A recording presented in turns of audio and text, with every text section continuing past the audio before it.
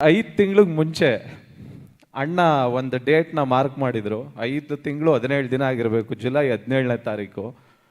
But ಮಗು ಹುಟ್ಟೋದು date change ಆಗಿರ್ಬೋದು, ಬಟ್ ಡಿಸೆಂಬರ್ 25ಗೆ ಮಾರ್ಕ್ ಬರೋ ಡೇಟ್ ಮಾತ್ರ ಚೇಂಜ್ ಆಗಿಲ್ಲ ಅಣ್ಣ. ಬಟ್ ನೀವು ಮಾರ್ಕ್ ಮಾಡಿದಾಗ ಆ ಡೇಟ್ನ ನಾನು ಅನ್ಕೊಂಡಿದ್ದೆ ಹೆಂಗೆ 5 ತಿಂಗಳಲ್ಲಿ ಸಿನಿಮಾ ಆಗುತ್ತೆ ಇದು ಅಂತ. ನನ್ನನ್ನು ಎಷ್ಟೋ ಜನ ಕೇಳಿದ್ರು, ಮಾರ್ಕ್ ಹೆಂಗೆ ಬರುತ್ತೆ, ಹೆಂಗಾಗೋಗುತ್ತೆ, ಏನಾಗುತ್ತೆ ಅಂತಂದ್ಬಿಟ್ಟು. ನಾನು ಆ ಜರ್ನಿನ ಒಂದು 5-6 ತಿಂಗಳು ಅಣ್ಣನ ಜೊತೆ ಪ್ರತಿದಿನ ನೋಡ್ಕೊಂಬಂದಿದ್ದೀನಿ. ಅವರು ನಿದ್ದೆನೇ ಮಾಡಿಲ್ಲ ನನ್ನ ಪ್ರಕಾರ. ಒಂದು 5 ದಿನ 6 ದಿನ ಶೂಟ್ ಮಾಡೋರು, ತಿರ್ಗಾ ಎಲ್ಲೋ ತೂತುಕುಡಿಲಿ ಶೂಟಿಂಗ್ ನಡೀತಾ ಇತ್ತು, ಪಾಂಡಿಚೇರಿಲಿ ನಡೀತಾ ಇತ್ತು. ಅಲ್ಲಿಂದ ಅಣ್ಣ ಎಲ್ಲಿದ್ದೀರಾ ಅಂದರೆ ಪಾಂಡಿಚೇರಿ ಅನ್ನೋರು. ತಿರ್ಗಾ next day morning Big Boss ಬಿಡ್ದಿಲಿರೋರು. ತಿರ್ಗಾ ಬಂಡೆ ಒಂದು ಜಾಗ ಇದೆ, ಅಲ್ಲಿ ಶೂಟ್.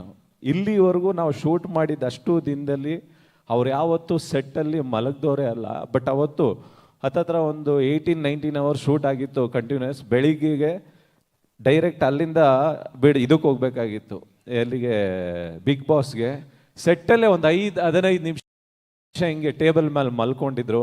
ನಾವ್ಯಾರು ಡಿಸ್ಟರ್ಬ್ ಮಾಡಲಿಲ್ಲ. ಇನ್ನೊಂದು 15 ನಿಮಿಷ ಆಮೇಲೆ ಇದ್ದಕ್ಕಿದ್ದಂಗೆ ಎದ್ದು ಏನು ಮಾಡ್ತಾ ಇದ್ದೀರಾ ಅಂತಂದಾದ್ಮೇಲೆ ಅವ್ರು ಹೇಳಿದ್ರಂತೆ, ಚಂದ್ರಣ್ಣ ಇಲ್ಲ ನೀವು ಮಲಗಿದ್ರಲ್ಲ, ಡಿಸ್ಟರ್ಬ್ ಮಾಡಿಲ್ಲ ಅಂತ. ಅಂದರೆ ನಿದ್ದೆನೇ ಇಲ್ದಂಗೆ ಮಾಡಿದಾಗ ಮತ್ತೆ ಆ ಕಮಿಟ್ಮೆಂಟ್ ಇದ್ದಾಗ ಮಾತ್ರನೇ ಒಂದು ಮಾರಕ್ ಥರದ ಸಿನಿಮಾ ಆಗಕ್ಕೆ ಸಾಧ್ಯ.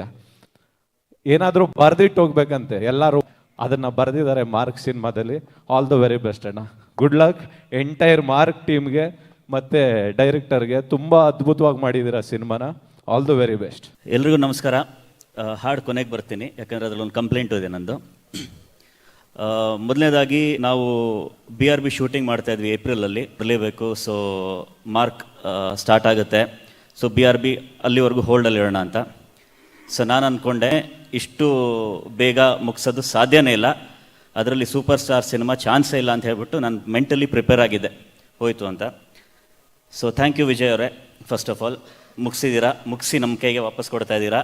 And thank you sir for coming up with such a wonderful product in such a short duration.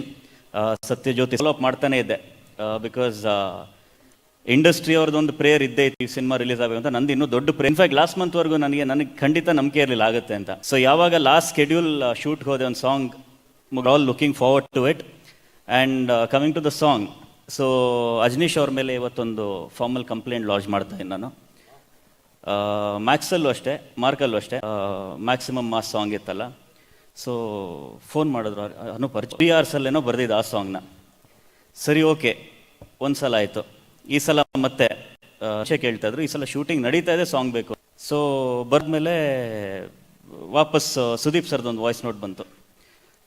ಈ ಥರ ಬೇಡ, ಹೀರೋ ಇಂಟ್ರೊಡಕ್ಷನ್ ಥರ ಬೇಡ, ಅವನೊಂಥರ ಕಂಪ್ಲೀಟ್ ಕ್ರೇಜಿ ಕ್ಯಾರೆಕ್ಟರ್, ಅದಕ್ಕೆ ಬೇಕಾಗಿರೋ ಥರ ಬೇಕು ಅಂತ. ಸೊ ಆ ಟೈಮಲ್ಲಿ ಹುಟ್ಕೊಂಡಿದ್ದೆ ಸೈಕೋ ಸೈತಾನ್ ಅನ್ನೋ ಲೈನ್. ಅವನ ಸೀರಿಯಸ್ ನೋಟ್, ಐ ಥಿಂಕ್ ನಾನು ಯಾವತ್ತೂ ಹೇಳ್ತೀನಿ, ನನ್ನ ಸಿನಿಮಾದಲ್ಲಿ ನಾನು ಯಾವಾಗಲೂ ಹೇಳ್ತಾ ಇರ್ತೀನಿ, ಈಸ್ ಅ ಸೆಕೆಂಡ್ ಹೀರೋ ಅಂತ. So every film he does fantastic music ಕೊಡ್ತಾರೆ. ಏರಾಗಿದ್ದಾರೆ ಅಡಿ ಹೊಡಿ ಕಡಿ ಬಡಿಯುವ, ಕುಟುಕೋ ಕಟಕ ಕಂಡರೆ ಕಂಟಕ ಕೈಕೋ ಸೈತ, ಇವನಿಗಂತಲೇ 6 ಫೀಟ್ ರಾವಣ ಬಟ್ ವಿದ್ವಂತಲೇ.